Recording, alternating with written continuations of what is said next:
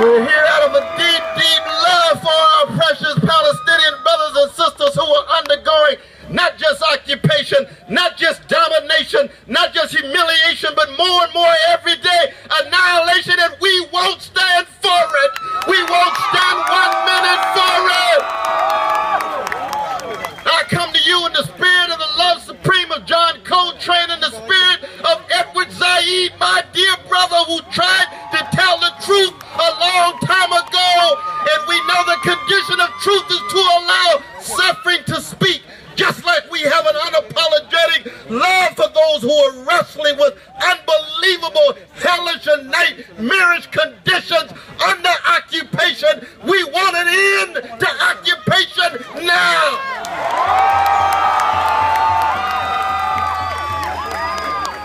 And I come to you also in the spirit of the black prophetic tradition of Frederick Douglass, W.B. Du Bois, Martin Luther King Jr., Malcolm X, Ida B. Wells Barnett, Ella Baker, and others, and they say what? They say Benjamin Netanyahu is a war criminal not because he's Jewish, but because he has chosen to promote occupation and annihilation. This is a human affair.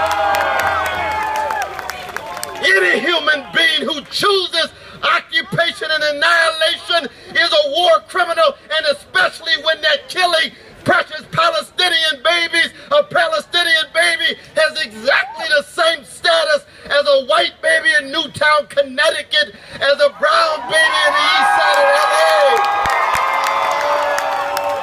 As a Jewish baby in Israel, every human being is made in the image of God. We want the world to know that and know it well, because we know the history of Nakba, we know the history of the catastrophe, we know the history of the 750,000 precious Arabs who were pushed out of 416 villages. We want that story to be told. Let's tell the truth. But let's tell the truth in such a way that we're honest and open. No anti-Jewish hatred here, anti-occupation here, anti-annihilation of anybody here.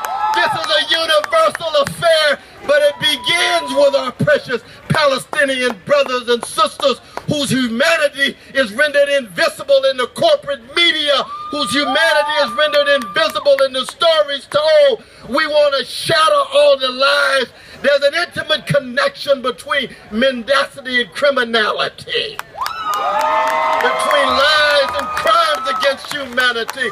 And what I want to say to my black brother in the White House,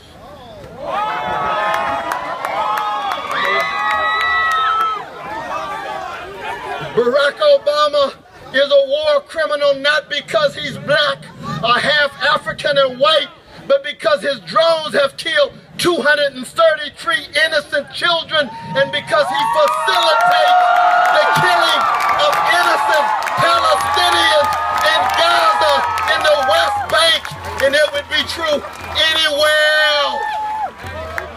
And I'm going to be honest with you before I sit down, that I would be here if there were a Palestinian occupation of Jewish brothers and sisters. Because it's wrong, it's unjust, and we stand not with the level of skin pigmentation or ethnic identity. This is ethical, this is spiritual with political consequences, and that's why we do acknowledge the need for resistance under conditions of occupation and annihilation, and the killing of any innocent civilian is a war crime. But we're now 1,600 and counting. That is what? That is Israeli state terrorism in action. And it's Jewish racism in motion. But it does not speak on behalf of all the Jewish brothers and sisters who have a choice to say, we're against occupation, we're against annihilation. Let us be together. Free Palestine. Let Gaza live.